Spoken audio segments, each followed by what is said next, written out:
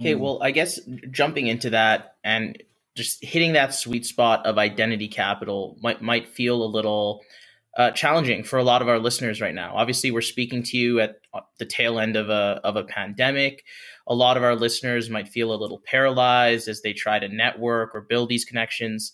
What would you recommend those people do if they're at home or if they're just starting to get back into work to kind of build out that robust network? Yeah. Yeah, it's a great question. I think a lot of people this year I've actually gotten a lot of emails of people saying, "Oh no, I read your book and I want to do all the stuff, but I can't leave my house. So what do I do?"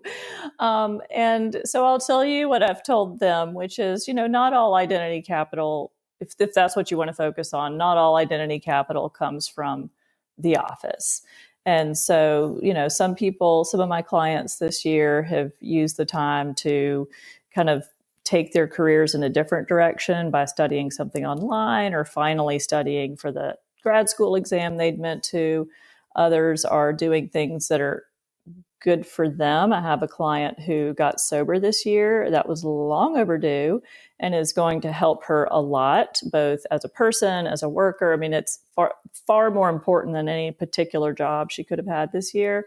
So to just remember that not all identity capital is whatever your last job was, that sometimes there's hobbies that we have or cool things that we learned about, or the fact that we speak a language that most people don't. I mean, it really could be anything. And I think what employers are going to want to know is not necessarily what did the pandemic do to you, or how did it harm you. They're going to want to know, so what did you do? I mean, how did you get through the year?